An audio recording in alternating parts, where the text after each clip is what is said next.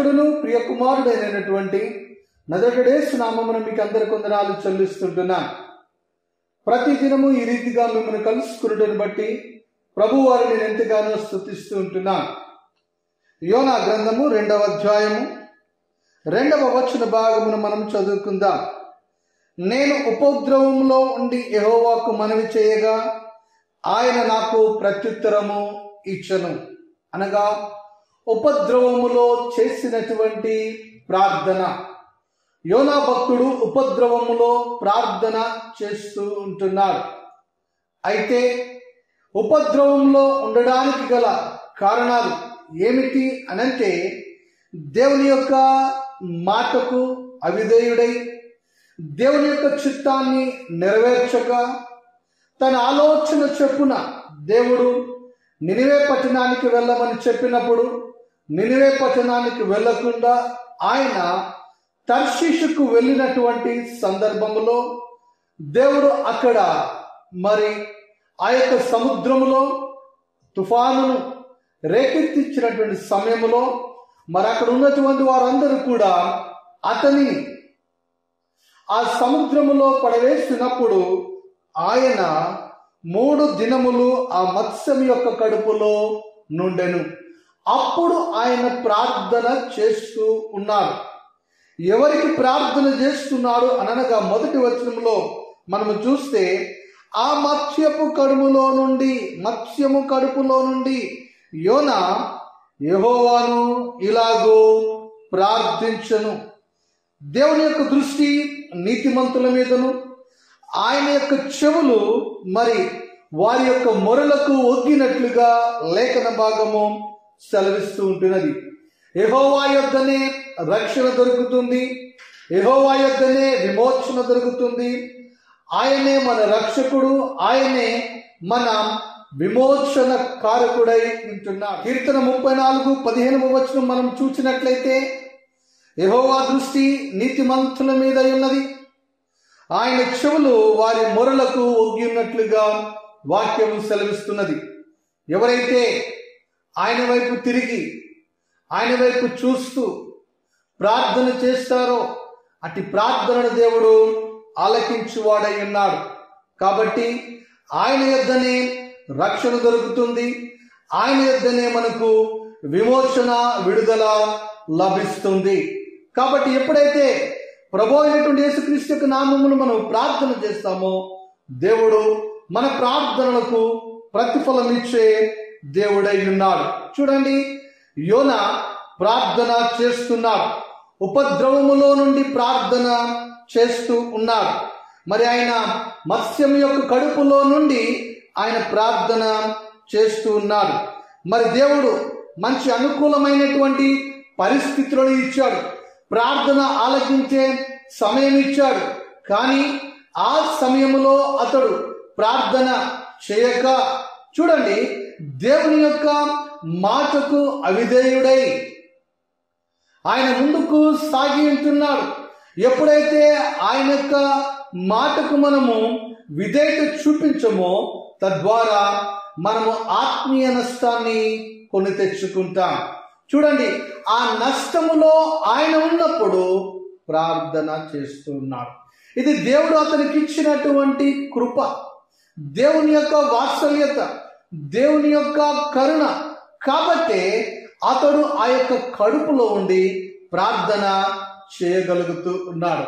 చూడండి, దేవుడు ఎన్నుకున్నటువంటి వారిని, పిలుచుకున్నటువంటి వారి ఎడల దేవుడు తన కృపను చూపిస్తూ ఆ రీతిగా బలపరుస్తూ వారి యొక్క లోపములు సరిచేస్తూ ఆయన నడిపించు దేవుడై ఉన్నాడు. అయితే ఆయన ఉపద్రవములో 3వ వచనము మనము చదివినట్లయితే అక్కడ అగాధమైనటువంటి సముద్ర గర్భములో పడవేసి ఉన్నావు, అగాధమైనటువంటి సముద్రములో 5వ వచనము మనము చదివినట్లయితే ప్రాణాంతము వచ్చినంతగా జలములు నన్ను చుట్టుకొని ఉన్నవి అని అంటున్నాడు. 6వ వచనాన్ని మనము చదివినట్లయితే నేను మరెన్నటికి ఎక్కి రాకుండా భూమి గడియలు వేయబడి ఉన్నవి. అటువంటి ప్రదేశములో నుంచి అతడు ప్రార్థన చేస్తూ ఉన్నాడు. ప్రార్థన చేయడానికి ఈ ప్రదేశము ఆ ప్రదేశం అని లేదు, కానీ మనం ఏ ప్రదేశంలో ఉన్నప్పటికీ కూడా ఎప్పుడైతే మనం ప్రార్థన చేస్తామో ఆ ప్రార్థనను దేవుడు ఆలకించు వాడై ఉన్నాడు. వీరికి నలిగినటువంటి హృదయముతో మనం ఎప్పుడైతే ప్రార్థన చేస్తామో అట్టి ప్రార్థనను దేవుడు ఆలకించువాడై ఉన్నాడు. అయితే ఈ యొక్క యోనా ఏ రీతిగా ప్రార్థన చేస్తున్నాడు అని మనము పరిశీలన చేసినట్లయితే దీన మనస్సుతో అతడు ప్రార్థన చేస్తూ ఉన్నాడు. మరి మొదటిగా చూస్తే మొదటి అధ్యాయం 3వ వచనం 10వ వచనాలు మనము పరిశీలన చేస్తే, యెహోవా సన్నిధిలో నిలవక ఓడవారితో కూడా తర్షీషునకు పోవుటకు ఓడ ఎక్కి పోయెను. మొదటిసారి చూసినట్లయితే అతడు పారిపోతూ ఉన్నాడు. ఈ సమయంలో అతనుకున్నటువంటి ఉపద్రవములో తిరిగి రానటువంటి ప్రదేశంలో ఉండి దీన మనస్సుతో తగ్గింపుతో అతడు ప్రార్థన చేస్తూ ఉన్నాడు. మనం ఏ రీతిగా ప్రార్థన చేయవలను అనగా దీన మనస్సు కలిగి మనము ప్రార్థన చేయవలసినటువంటి వారమై ఉన్నాం. 18వ కీర్తన 4 నుంచి 6 వచన భాగము మనము చదువుకున్నట్లయితే వాక్యము మనకు ఈ రీతిగా సెలవిస్తున్నది. 18వ కీర్తన 4 నుంచి 6 వచన భాగాలు మనము చదివినట్లయితే, మరణ పాశములను నన్ను చుట్టుకొనగను, భక్తిహీనులు వరద పొర్లు వలె నా మీద పడి బెదిరింపగను, పాతాళపు పాశములు నన్ను అరికట్టగను, మరణపు ఉరులు నన్ను ఆవరింపగను.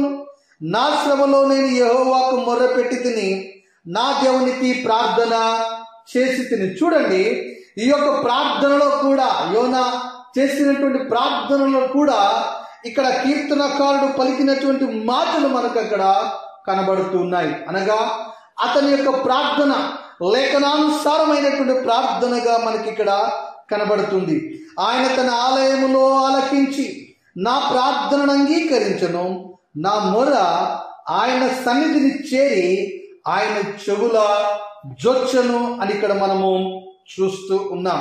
చూడండి, లేఖనానుసారముగా అతనికి ధర్మశాస్త్రము తెలుసు కాబట్టి ఈ రీతిగా లేఖనానుసారమైనటువంటి ప్రార్థన, దేవునికి ఉద్దేశం, దేవునికి చిత్తం ఏమైంటున్నదో ఇచ్చినటువంటి ధర్మశాస్త్రములో మరి ఆ రీతిగా అతడు ఏం చేస్తున్నాడు అనగా ప్రార్థన చేస్తున్నాడు.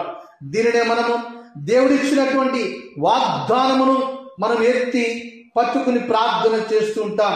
లేకపోతే దేవుడు మనతో మాట్లాడినటువంటి ఆ యొక్క వచనములను చదువుతూ, ప్రభువా ఈ రీతిగా నాయన ప్రభువా నువ్వు బలపరిచే దేవుడు, ఈ వాక్యము ద్వారా నాతో మాట్లాడుతున్నావు, ఆదరిస్తున్నావని వ్యక్తిగతంగా మనం ఆ రీతిగా ప్రార్థనలలో ముందుకు సాగుతూ ఉంటాం. అదే రీతిగా ఇక్కడ ఇతని యొక్క ప్రార్థన చూసినట్లయితే లేఖనానుసారమైన ప్రార్థనగా మనకి కనబడుతున్నది. మూడవదిగా చూస్తే విశ్వాసముతో ప్రార్థన చేస్తూ ఉన్నాడు. 2వ వచనంలో మనము చూస్తే చూడండి, నేను ఉపద్రవంలో ఉండి యెహోవాకు మనవి చేయగా ఆయన నాకు ప్రత్యుత్తరము ఇచ్చును, పాతాళ గర్భములో నుండి నేను కేకలు వేయగా నీవు నా ప్రార్థన అంగీకరించి ఉన్నావు. విశ్వాస సహితమైనటువంటి ప్రార్థన రోగిని ముట్టి స్వస్థపరచును. కాబట్టి ఎప్పుడైతే విశ్వాసముతో ప్రార్థన చేస్తామో తద్వారా దేవుడు తప్పక విడుదలను అనుగ్రహించువాడై ఉన్నాడు. చూడండి, ఇతని యొక్క ప్రార్థనలో మనము చూసినట్లయితే విశ్వాసముతో కూడినటువంటి ప్రార్థనగా మనకి కనబడుతూ ఉన్నది. 4వ వచనం మనం పరిశీలన చేసినట్లయితే, నీ పరిశుద్ధాలయము తట్టు మరలా చూచెదను అనుకుంటుని, నిరీక్షణ చూచెదను అనుకుంటుని అని అంటున్నాడు. 6వ వచనం మనం చదివినట్లయితే, నేను మరెన్నటికి ఎక్కి రాకుండా భూమి గడియలు వేయబడి ఉన్నవి, పర్వతముల పునాదులలోనికి నేను దిగి ఉన్నాను. నా దేవా యెహోవా, నీవు నా ప్రాణము కూపములో నుండి పైకి రప్పించి ఉన్నావు. చూడండి, దీన మనస్సుతో లేఖనానుసారముగా మరి విశ్వాసముతో మరియు విరోధ భావము లేకుండా ప్రార్థన చేస్తూ ఉన్నాడు. అనగా అక్కడ యొక్క మొదటి అధ్యాయంలో ఆ యొక్క నావికులతో ఏమని, ఆ ప్రయాణం చేస్తున్నటువంటి వారితో, ఓడలో ఉన్నటువంటి వారితో ఏమంటున్నాడు అనగా, నన్ను సముద్రములో పడవేయుడి అని అంటున్నాడు.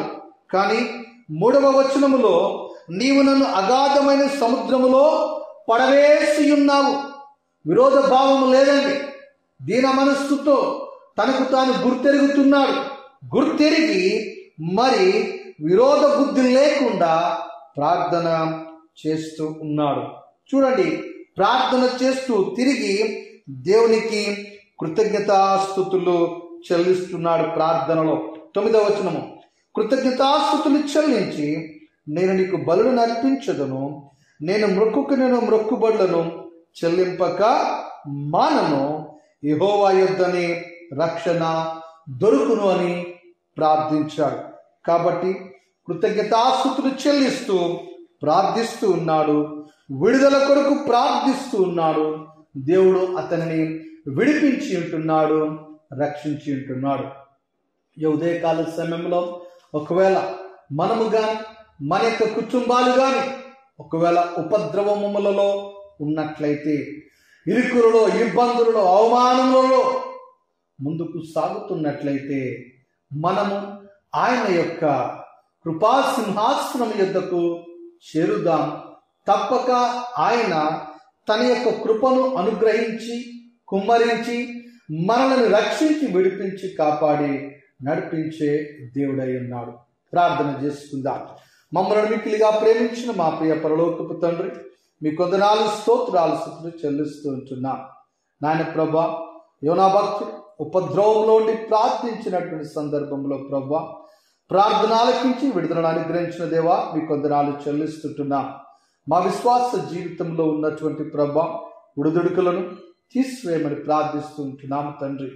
నాయన ప్రభా, సమస్తమును ప్రభా మీరే చక్కబరిచి, మీరు ఇచ్చినటువంటి యొక్క నూతన దినమంతటిలో నీ సన్నిధి, నీ ప్రసన్నతతో ప్రభా ముందుకు సాగుటకు నీ కృపను కుమ్మరించమని యేసు నామమున అడుగుచున్నాము తండ్రి. ఆమేన్. మన ప్రభు అయినటువంటి యేసుక్రీస్తు యొక్క కృప మనందరికీ తోడై ఉండును గాక. ఆమేన్.